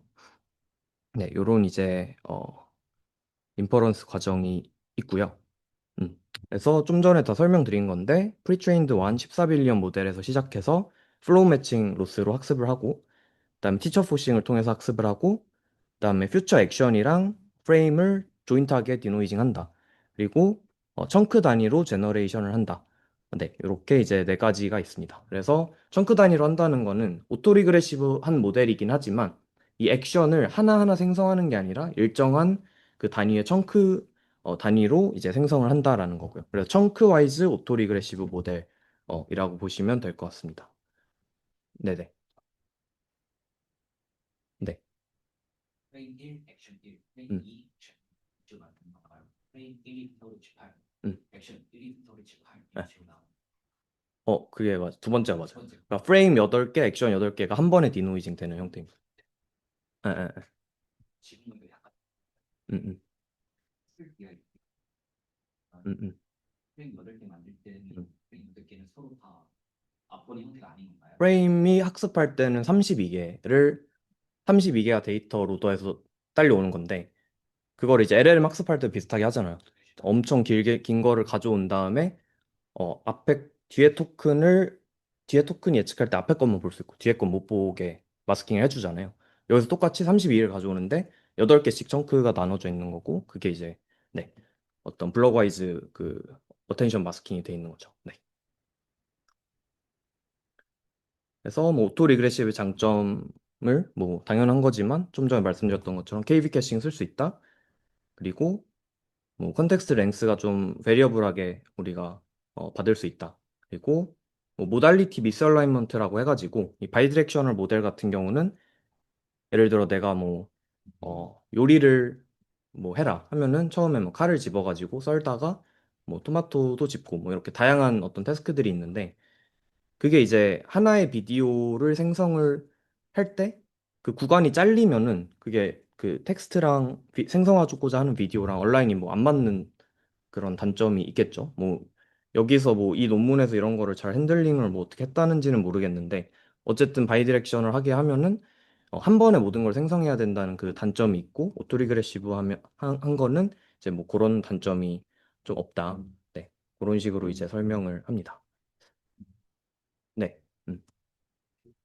아까 말씀 프레임 네. 1, 2부터 68, 네. 액션 1, 2부터 68을 만드는 형태라면 예, 예. 오토리그레시브이든 바이다이렉션이든 나오는 음. 스피드는 똑같은 거 아니에요? 스피드는 이제 KB 캐싱이 되냐 되냐 안 되냐 차이인 것 같습니다. 네네. 네. 그리고 이제 그럼 인퍼런스를 할 때 중요한 거는 우리가 진짜 리얼 월드에서 디플로이 되는 로봇을 만들려면은 액션을 생성을 하고, 그다음에 액션을 수행하는 시간이 또 있잖아요. 그럼 수행을 하고 수행이 끝났을 때 그때부터 이제 현재 스테이트로부터 다시 액션을 생성을 하게 되면은 그 사이 텀은 로봇이 아무것도 못하고 가만히 멈춰 있게 되겠죠. 그래서 그런 거를 방지하기 위해서 좀 어싱크로너스하게 엑세큐션을 한다. 그래서 이제 얘네가 뭐 이거를 예측하는데, 그러니까 액션을 생성하는데 150에서 200ms 정도가 걸리는데 한 번 생성할 때 1.6초에 해당하는 액션을 생성을 합니다. 그래서 이거를 어떻게 어싱크로너스하게 하냐라고 하면은 액션을 수행함과 동시에 얘네가 다음 그 액션 청크에 대한 인퍼런스 시작을 하고요. 그 시점까지 이제 우리가 얻은 프레임과 컨텍스트 정보를 가지고, 그 와중에 이제 계속 이제 액션을 하고 있는 거죠. 액션을 하다가 이 인퍼런스가 완료되면은 현재 수행하던 액션은 갖다 버리고 지금 이제 따끈따끈하게 새로 나온 액션으로 이제 수행을 다시 시작을 하는 거죠. 그래서 이런 식으로 무한 반복을 해가지고 가장 최신의 어떤 스테이트를 가지고 인퍼런스는 계속하게 하는 거고 그게 나온 순간 그 새로 예측한 거를 기반으로 액션을 수행을 한다. 이렇게 보시면 될 것 같습니다. 네. 그래서 이게 두 개가 병렬적으로 돌아간다라고 보시면 될 것 같고, 네, 그렇습니다. 뭐 디테일한 거는 논문에 나와 있으니까 한번 네, 읽어보시면 될 것 같습니다. 제가 말로는 다 설명을 드린 것 같고요. 네. 뭐 어텐션 마스크도 뭐 이거 간단한 건데 뭐 설명을 드리자면은 네. 뭐 이제 어쨌든 이 Z가 프레임이고 Y가 액션인데 어, 과거 거를 본다. 과거 거랑 플러스 이 C가 이제 클린한 어떤 그 프레임들이거든요. 그래서 과거의 클린한 프레임과 이제 그 현재의 어떤 스테이트 액션 그리고 프레임들을 이제 어텐드를 하는 식으로 마스킹을 하는 거고 인퍼런스 할 때는 아까 제가 그 행동을 하면은 실제로 우리가 클린한 프레임을 그때그때 리얼 프레임을 받아볼 수 있다라고 했죠. 그래서 그거를 이제 좀 갈아 껴주고 그거를 KB 캐시에 저장해 놓는다라는 의미에서 뭐 이런 식으로 노란색으로 표시가 되어 있습니다. 네. 네. 그리고 이제 또 문제가, 완 14B 모델이 돌려보시면 알겠지만 굉장히 생성하는데 오래 걸립니다. 그래서 얘네가 뭐 청크를 짧게 해도, 그러니까 이 토큰 수를 줄여도, 한 번 청크 예측에 5.7초 정도가 걸리고요. 그래서 5.7초가 걸리면 이제 말이 안 되기 때문에, 5.7초 걸려서 만든 게 아까 1.6초 분량의 액션이라고 했잖아요. 그래서 이게 말이 안 되기 때문에 내가 최대한 이제 이걸 줄이는데, 이런 이제 다양한 어떤 테크닉들을 써가지고 38배 정도 스피드업을 한다라고 합니다. 네. 그래서 첫 번째로 하는 게 뭐 CFG 패러렐리즘이랑 DIT 캐싱. 그래서 CFG 패러렐리즘은 CFG가 저희가 컨디셔널, 언컨디셔널, DIT 두 개 돌려야 되잖아요. 그래서 그거를 이제 GPU 두 개 나눠 가지고 돌리겠다.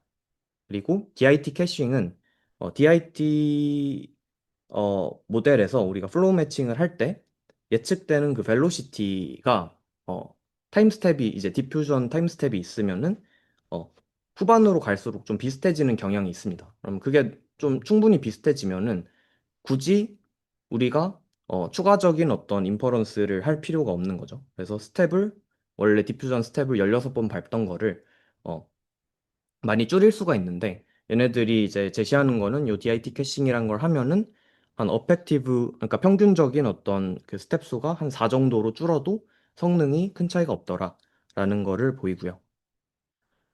네. 그리고 이제 뭐 임플레멘테이션 레벨에서도 뭐 토치다 컴파일 쓰고 뭐 쿠다 이 커널도 좀 건드리고 그다음에 이제 이 엔비디아 블랙웰에서는 그 FP4가 지원이 된다고 합니다. 그래서 이 퀀타이제이션을 잘한다.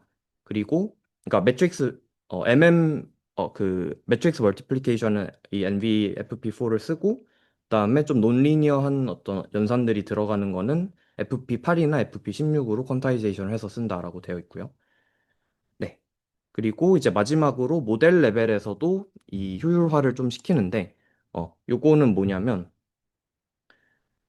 요거는 이제 드림제로 플래시라고 별도의 모델을 얘네가 또 제안을 합니다. 그래서 이거는 뭐 별거 아니고 이제 좀 전에 말씀드린 것처럼 비디오랑 액션을 이 모델이 동시에 예측을 하는데 비디오를 우리가 풀리 디노이징 하는 게 좀 그렇다. 어쨌든 우리가 중요한 건 액션인데, 그러면은 비디오를 좀 덜 디노이징 하고 액션만 잘 디노이징 할 수 없을까라는 아이디어에서 출발한 거고, 그러면 이제 비디오 자체는 디노이징 스텝 수를 줄이면은 성능이 떨어지거든요.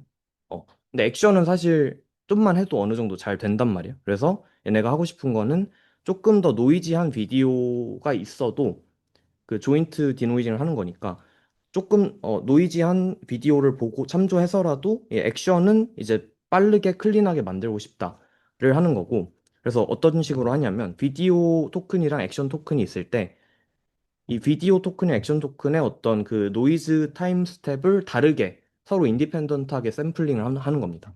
어, 그리고 그때 이 비디오 이 토큰에 걸리는 노이즈를 보면은 좀 노이지한 타임 스텝에 조금 더 이제 가중치를 많이 주는 거죠. 그래서 이런 식으로 이제 하고 액션은 그냥 유니폼하게 모든 노이즈 타임 스텝에 대해 유니폼하게 샘플링을 해주면 확률적으로 노이지한 비디오 타임 스텝의 타임 스텝과 이제 좀 더 클린한 어떤 액션 타임 스텝이 동시에 이제 샘플링 될 확률이 높아지겠죠. 그러면 얘가 모델이 학습될 때 노이지한 애를 보고도 우리가 클린한 액션을 만들어낼 수 있게 모델을 이제 만드는 겁니다. 네. 그래서 이런 식으로 하게 되면은 요거를 다 했을 때 38배 정도 스피드업이 생긴다라고 보시면 될 것 같습니다. 네. 그래서 이제 학습에 대한 내용인데 어쨌든 여기서 좀 메인으로 가져가는 내용 중 하나는 이 데이터의 다이버시티가 굉장히 중요하다. 그래서 일반적인 VLA는 대부분 이제 레페티션을 중시합니다. 그래서 하나의 태스크를 뭐 50번, 100번 똑같이 거의 비슷한 환경에서 반복을 해가지고 데이터를 모으는데 여기서는 이제 태스크 다이버시티를 좀 중시해서 데이터를 모았고 실제로 그게 더 잘 되더라 또 보입니다.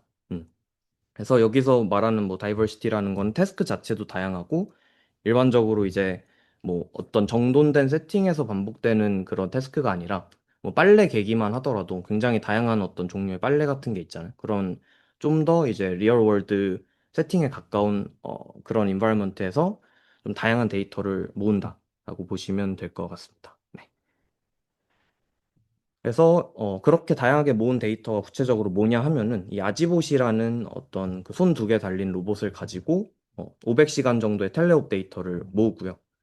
총 7,200개의 에피소드 그리고 뭐 인바이러먼트는 22개 그리고 스킬 그러니까 태스크는 244개의 분포의 데이터를 모으게 됩니다. 그리고 학습은 그 아까 프리트레인드 114B에서 시작을 해가지고 이 100K 스텝 정도 돌리고 배치는 128로 해서 학습을 진행을 한다고 합니다. 네. 그래서 방금 말씀드린 게 이제 프리트레이닝 과정이고요. 포스트 트레이닝은 조금 뒤에서 설명을 우선 드리도록 하겠습니다. 네. 그래서 이제 요 프리트레이닝을 한 뒤에 프리트레이닝 데이터에 포함이 돼 있는 태스크를 다시 이 신 태스크 요거를 이제 다시 해보는 거고, 이렇게 했을 때, 이제 요즘에 소타로 알려져 있는 그루트나 파이보다도 훨씬 더 월등히 좋은 성능을 보이는 거를 리포팅을 했고요. 네. 그리고 뭐, 네, 같은 결과입니다. 그래서 이 신태스크에 대해서 요 초록색, 진한 초록색이 드림제로인데, 얘네들이 훨씬 잘하더라. 네. 요런 이제 결과입니다. 그리고 언신 태스크에서 잘하는 게 좀 얘네 핵심적인 컨트리뷰션인데, 그러니까 그 프리트레이닝 데이터에 포함이 안 돼 있는 것들도 이렇게 더 압도적으로 잘하고, 반면에 이제 이 베이스라인들은 거의 뭐 000이 나오죠. 석세스 레이시 0 나오는 뭐 이런 태스크들인데, 굉장히 제너럴라이제이션이 잘 되더라. 네. 그리고 포스트 트레이닝 에 대한 건데, 그래서 포스트 트레이닝 아까 좀 전에 말씀드린 프리 트레이닝을 하고 그 다음에 어떤 특정 태스크에 대해서 추가적인 학습을 하는 겁니다. 그래서 예를 들어 뭐 신발끈 묶는 거를 내가 그것만 100시간을 모아가지고 그 데이터로 학습을 한 뒤에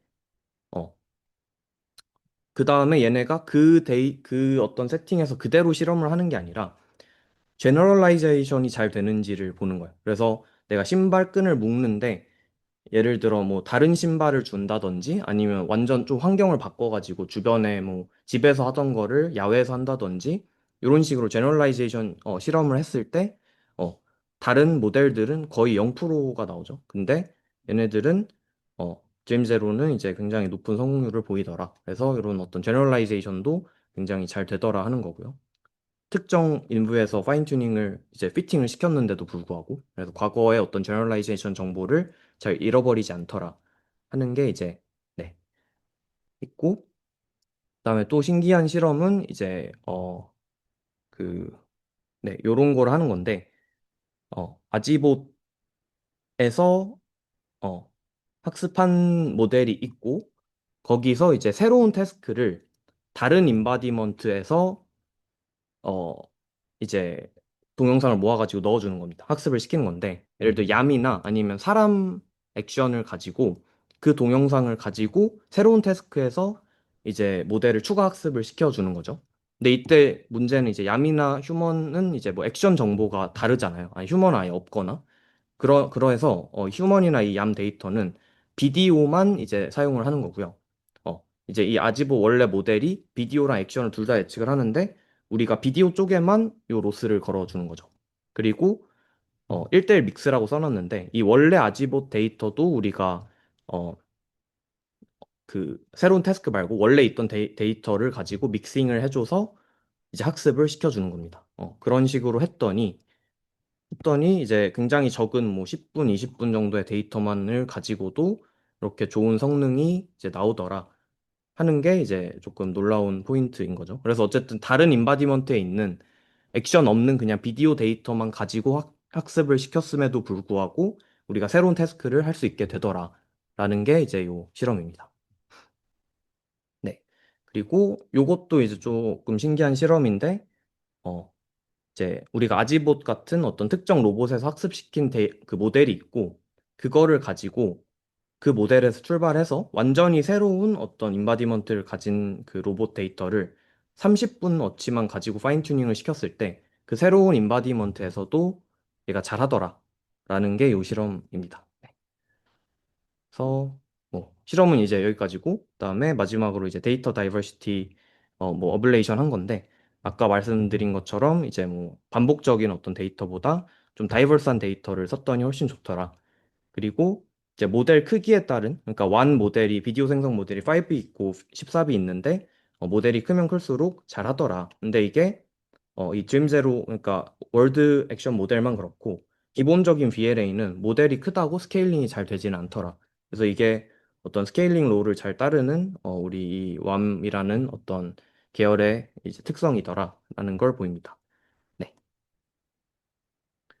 네. 그래서 이제 마지막 슬라이드인데 그래서 뭐 테이크홈 메시지 및 퓨처 워크 인데요. 그래서 어쨌든 이 왬이라는 거는 스케일링 롤을 잘 따르더라. 그래서 우리가 LLM으로 성공을 했듯이 요쪽으로 이제 로보틱스도 가야 되지 않을까 뭐 이런 말을 하고 그리고 요거의 가장 큰 장점은 스케일링 롤랑 이어지는 건데 결국에 인터넷상의 대부분이 이제 휴먼 비디오잖아요. 그래서 그런 걸로부터 우리가 스케일링을 하려면 그거를 그런 어떤 풍부한 데이터를 잘 활용할 수 있는 이런 구조로 가야 된다.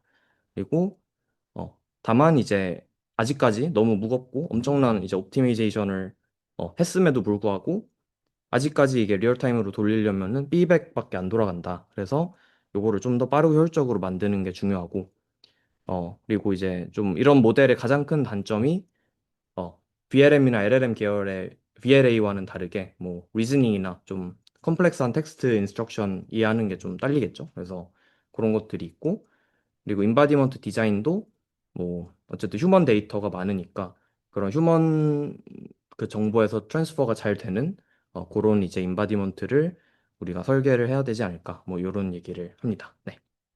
그래서 혹시 질문 있으실까요? 네. 그러면 여기까지 하겠습니다. 감사합니다.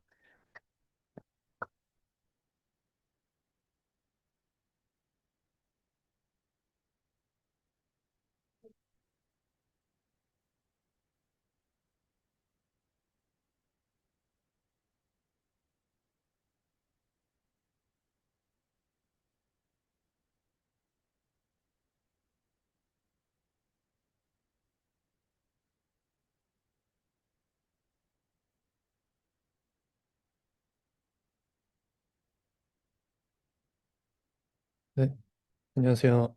박사과정 최성 학생입니다. 저는 월드 모델 관련해서 이제 모델들이 지켜야 하는 3대 일관성, Trinity of Consistency에 대해서 발표하도록 하겠습니다. 일단 이 논문은 월드 모델이라고 불리는 그런 생성 모델이 정말 월드 시뮬레이터로 볼 수 있는지 그 부분을 지적을 하는데요. 이 생성 모델이 학습 데이터도 점점 뭐 더 많이 모으고 모델도 좀 계속 커지면서 뭐 소라나 젠3 같은 모델들이 생성하는 그 비디오를 보면 이제 시각적으로는 정말 사실적인 뭐 현실하고 구별하기 진짜 어려운 결과를 생성을 하죠.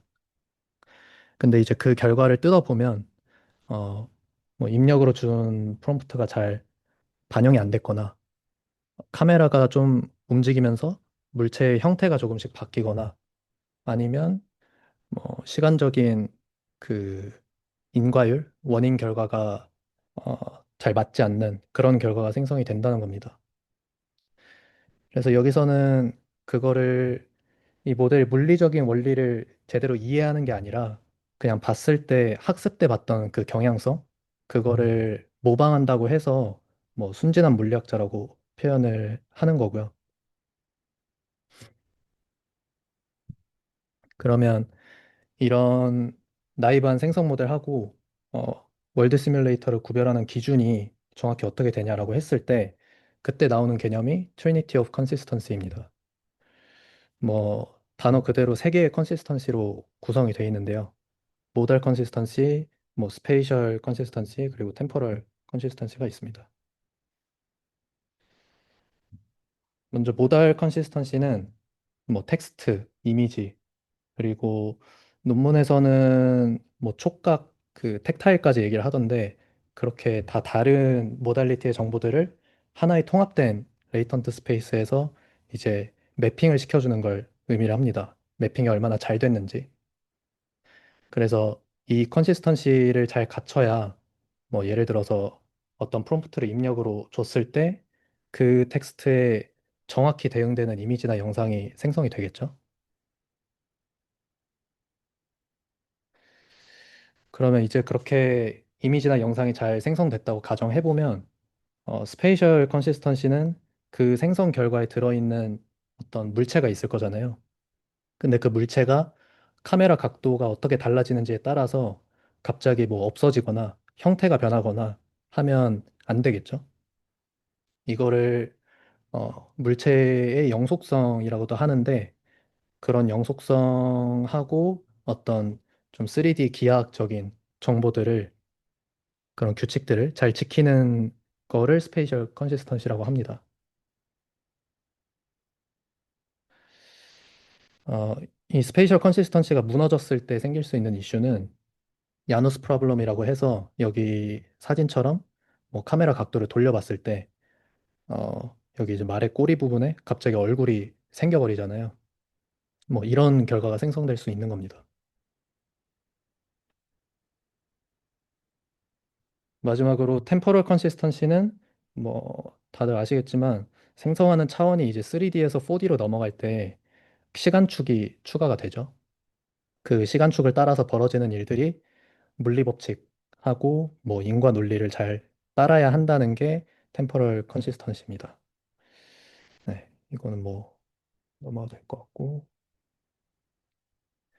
이렇게 세 개의 컨시스턴시를 훑어봤는데 결국 논문에서는 이 세 가지가 잘 융합이 돼서 다 뒷받침이 됐을 때 그제서야 어떤 모델을 월드 시뮬레이터라고 볼 수 있다고 얘기를 합니다. 어, 정확히는 어떤 프리트레인된 LLM이 있을 때 이제 그거를 세 가지 컨시스턴시를 다 컨트롤하는 뭔가 중앙 서버처럼 어떤 리즈닝용 엔진으로 둠으로써 뭐 컨시스턴시들을 다 하나로 융합할 수 있다고 얘기를 하는데요. 어, 일단 뭐 그거는 좀 디테일한 내용인 것 같고 여기까지가 사실 논문의 가장 핵심적인 내용이라고 볼 수 있을 것 같은데 괜찮으실까요? 여기까지. 네. 그럼 이제 그 융합이라는 단어를 제가 말을 했는데 실제로 이 컨시스턴시들은 다 개별적으로 작동하는 게 아니라 서로 충돌하지 않으면서 잘 병존해야 한다고 얘기를 합니다. 그래서 그 예시들을 한번 보면 예를 들어서 모달 컨시스턴시랑 스페이셜 컨시스턴시가 융합이 됐을 때 이제는 프롬프트로 뭐 단순히 텍스처 같은 걸 설명하는 게 아니라 뭐 상자 위나 여기 쿠션 뒤처럼 3D 공간에서의 위치 관계를 텍스트만 가지고 컨트롤할 수 있어야 되는 겁니다. 그리고 뭐 꼭 여기 예시가 아니더라도 뭐 어떤 물체를 이제 오른쪽으로 돌렸을 때 모습을 생성해줘. 뭐 이런 텍스트를 입력으로 준다던가 그런 것도 여기 포함이 되겠죠. 그리고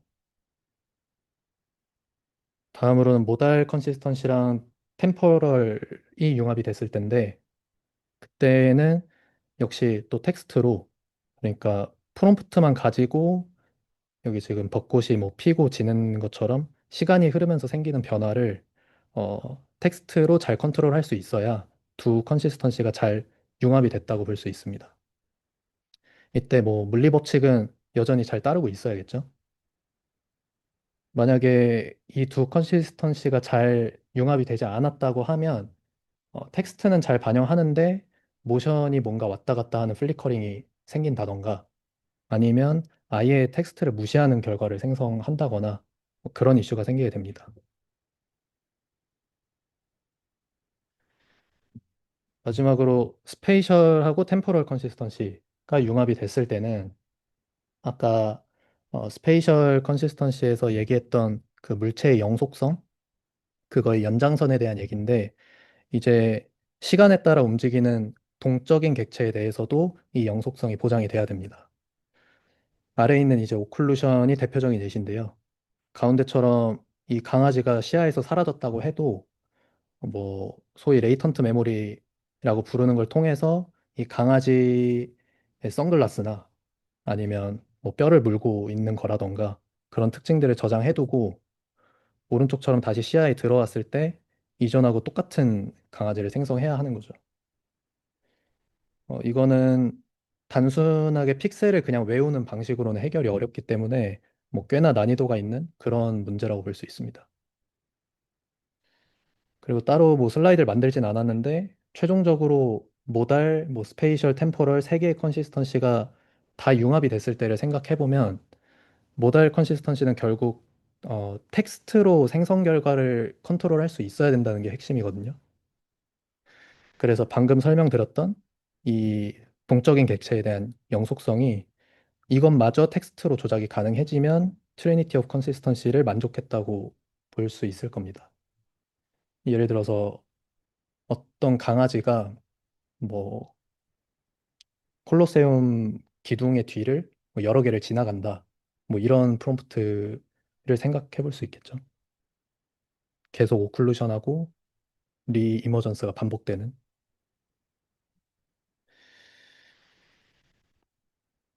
네, 이렇게 지금까지 월드 시뮬레이터가 갖춰야 하는 컨시스턴시가 뭔지, 그리고 개념적으로 그것들의 조합이 새롭게 지켜야 되는 뭐 조건들에 대해서 설명을 드렸는데요. 어, 이제 실제로 그런 컨시스턴시가 한 모델 안에서 다 지켜지도록, 그러니까 병존이 되도록 애초에 만들 수 있는지, 실제 구현하고 관련된 이슈를 좀 보면 논문에서는 아직 갈 길이 좀 멀다고 합니다. 가장 이론하고 구현의 간극이 큰 부분이 음, 아직까지 생성 모델들, 뭐 디퓨전 모델이나 아니면 오토리그레시브한 모델들이 됐건 그런 모델들이 픽셀 단위에서 라이클리후드를 높이는 학습 방식에 아직 다 의존하고 있다는 겁니다. 이게 사실 제일 처음에 말씀드렸던 그 생성 모델의 픽셀의 통계를 그냥 모방할 뿐이라고 했던 그 얘기에 대한 근본적인 이유인 건데요.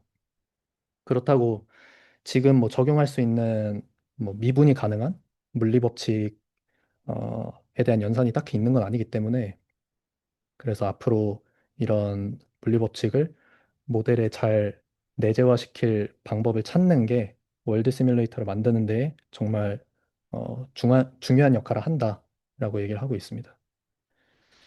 그리고 다른 개선점으로는 뭐 요즘에는 생성 모델을 텍스트 입력으로 다 컨트롤을 하죠. 근데 이때의 프롬프트가 단순한 요구사항이 아니라 좀 직접적으로 이제 월드 모델이라고 하면 특정 시공간 좌표에 물리력을 가한다던가 아니면 뭐 여기 예시처럼 뭐 중력을 0으로 바꿔줘 뭐 이런 식으로 월드의 환경을 진짜 그냥 포맷만 텍스트일 뿐이지 API처럼 디테일하게 수정할 수 있는 그런 월드 에디터의 역할을 맡아야 한다고 얘기를 합니다. 네. 그러면 이제 논문에서는 뭐 좋은 월드 모델이 무엇인지에 대한 설명은 넘어가고요. 이제는 지금 시중에 있는 생성 모델들이 그러면 얼마나 월드 시뮬레이터에 근접한지 평가를 하게 됩니다. 이때 많이들 사용하는 벤치마크가 있다고 하는데 여기 적혀 있는 뭐 TV 벤치나 아니면 브이리즘 벤치 같은 것들은 GPT-4o나 아니면 제미나이 같은 모델에 굉장히 의존을 많이 한다고 하더라고요. 근데 뭐 그게 어떤 문제가 되냐라고 했을 때는 이런 VLM 자체가 물리적인 디테일을 구별하는 데는 굉장히 성능이 낮다고 합니다. 그래서 어떤 비디오가 만약에 그냥 프레임 간 변화가 부드럽기만 하면 그러면 어, 작용 반작용 같은 그런 물리 법칙을 따르지 않아도 점수가 높게 나온다는 거죠. 그래서 기존 벤치마크로는 점수를 제대로 매기기가 어렵기 때문에 여기서는 COW 벤치를 따로 구축을 했는데요. 앞에서 계속 설명했던 어, 총 6개의 컨시스턴시를 그대로 평가 항목으로 만들었습니다. 왜 6개냐면 그 모달, 스페이셜, 템포럴 있고 그리고 2개씩 융합된 거. 모달 스페이셜, 모달 템포럴, 스페이셜 템포럴 이렇게 해서 총 6개이고요. 정확히는 이제 평가 항목별로 세부 태스크가 3개씩 있어서 총 18개의 세부 태스크로 구성이 됩니다. 이때 각 세부 태스크를 평가하는 방식은 먼저 비디오 모델은 일단 비디오를 생성한 다음에 4개의 프레임을 샘플링을 하고요.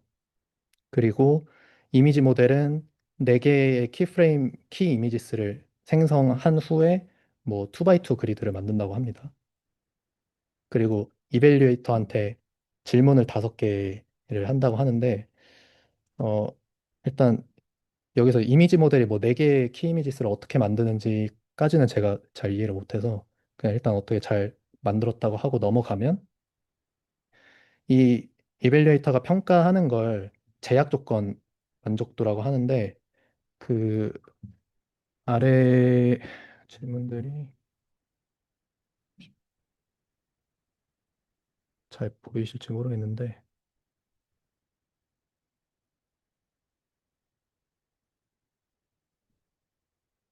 어,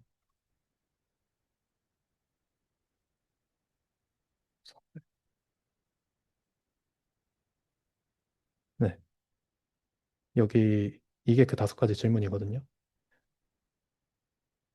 어, 이제 보시면 생성 결과가 시각적으로 어떤 만족해야 되는 조건들이 디테일한 조건들이 있을 텐데 물리 법칙을 잘 따랐다면 그거를 어겼는지 확인하는 체크리스트에 가깝습니다. 그래서 이 COW 벤치도 사실 이벨리에이터로서는 그러니까 사용하는 이벨리에이터가 제가 이해하기로는 여전히 VLM을 사용하긴 하는데 이 5개의 질문들을 태스크별로 뭔가 잘 구성한 게 좀 큰 차이인 것 같습니다.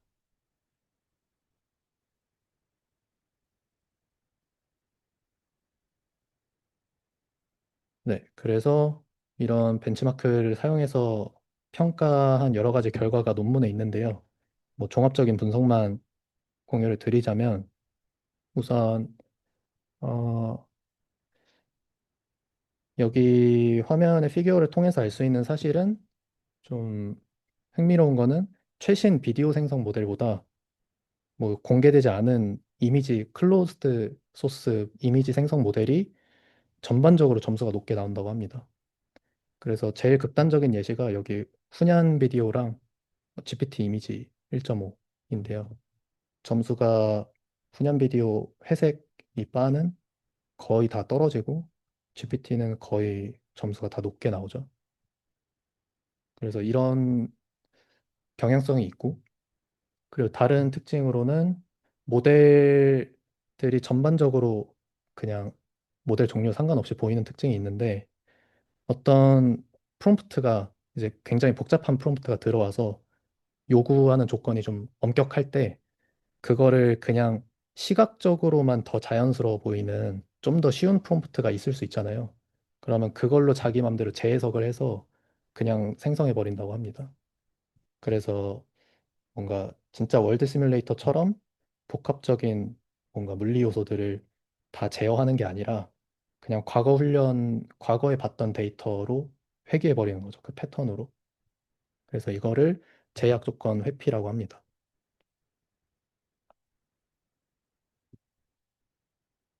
그리고 벤치마크 태스크 중에서 가장 성능이 낮게 나오는 태스크가 있어서 그것만 설명드리면 스페이셜 템포럴 융합 태스크에서 2D 미로 찾기가 이거에 해당합니다.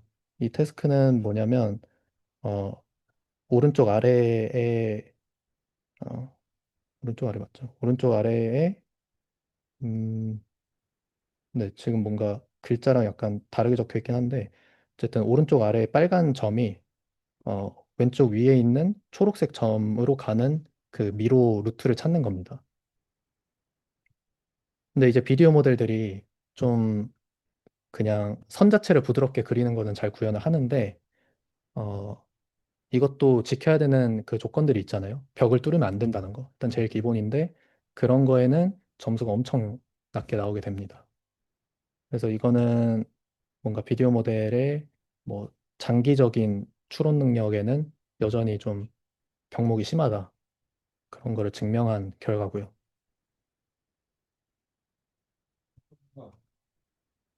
어떤 벽을 뚫지 말라고 했어야 되는 거 아니냐고요? 어, 이를 지켜서 이런 말을 하는. 네. 뭐 그런 조건을 같이 얘기할 수도 있겠네요. 그걸 했을 때 점수가 얼마나 달라질지는 아마 확인이 필요할 것 같은데. 네. 이거랑 거의 정반대되는 논문 딥마인드에서 얼마나 그 화제가 됐는지 키우면서 그 제로샷 뭐 리즈닝 모델이나 아, 걔네가 딱그 위로 푸는 그 동영상을 생성하는 거를 했거든요. 물론 네, 그게 네. 이제 비교 3라서 거의 현존 최강 그 비디오 모델은 한데 뭐 이거 가서 보여주니까 네, 여기에는 없긴 했죠. 걔네는 하여튼 그 죽어요. 비디오 음, 모델을 프롬프트 인간은 네. 그러게 말씀해 주시고 보니까 좀 프롬프트가 너무 간단한 거 아닌가 싶긴 한데, 어, 사실 이게 뭐 좀 어려운 주제긴 하죠. 왜냐하면 프롬프트라는 게 사실 사람마다 그냥 디테일하게 하면 끝까지 디테일하게 입력할 수 있는 건데 평가할 때는 딱 하나의 기준만 두고 평가를 해야 되니까 그거를 디테일하게 볼 거냐 아니면 그냥 러프하게 볼 거냐 하는 거는 벤치마크마다 약간 다를 수밖에 없고 여기서는 어, 좀 단순하게 너무 단순하게 한 경향이 확실히 있는 것 같습니다.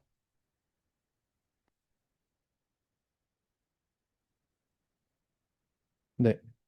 어, 그래서 지금까지 설명드린 내용에 결국 키워드를 하나를 꼽자면 프롬프트에서 액션이라고 결론을 낼 수 있을 것 같은데요.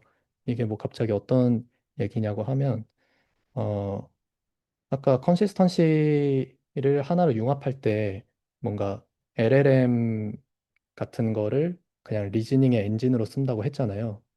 그리고 계속 말씀드렸던 컨시스턴시가 융합되는 과정을 봤을 때 결국에 모달 컨시스턴시가 끼게 되면 어, 프롬프트로 모든 거를 컨트롤 해야 된다는 게 다 기본 조건으로 들어가게 됩니다. 그래서 프롬프트가 어떤 위치 관계도 컨트롤 해야 되고 뭐 시간의 흐름에 따른 변화도 컨트롤을 해야 되고 그래서 결국에는 뭔가 세 가지 컨시스턴시를 다 만족한다고 했을 때 이 월드 모델은 그냥 이 프롬프트로 뭐 아까 얘기했던 그냥 진짜 월드 에디터 기능으로 뭐 환경 자체를 바꿔버린다거나 아니면 이 스페이셜이나 템포럴한 컨시스턴시를 좀 만족할 수 있는 그런 프롬프트를 입력으로 줘서 어, 그거에 대한 뭐 결과를 출력하는 그래서 모든 입력을 약간 프롬프트화 하자라는 게 여기서는 좀 결론적인 메시지이긴 했습니다. 네. 그래서 이 마지막 부분이 제가 정리를 제대로 못하고 지금 발표를 해가지고 그래서 뭔가 전달이 잘 됐을진 모르겠는데 어쨌든 논문의 내용은 이렇고요.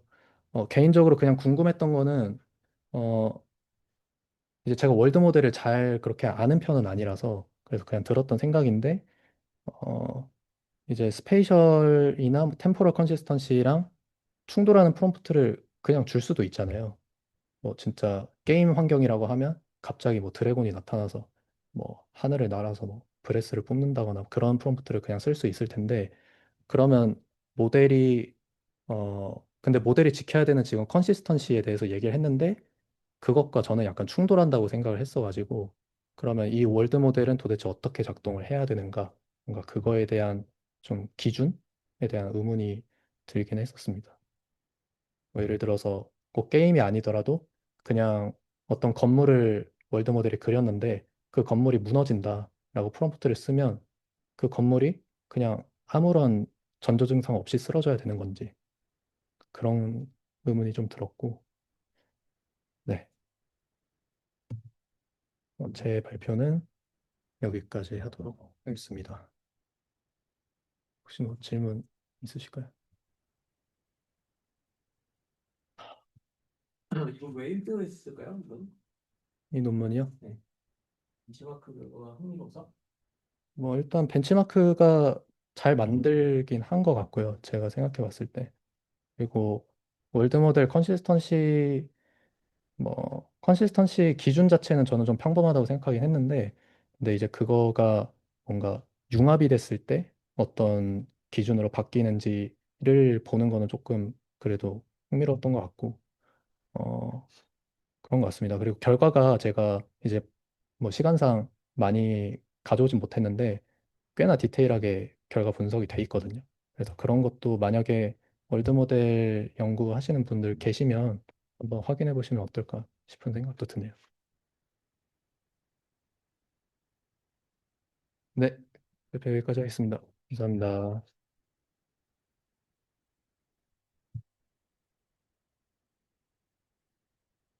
이거 뭐 끄면 될까요?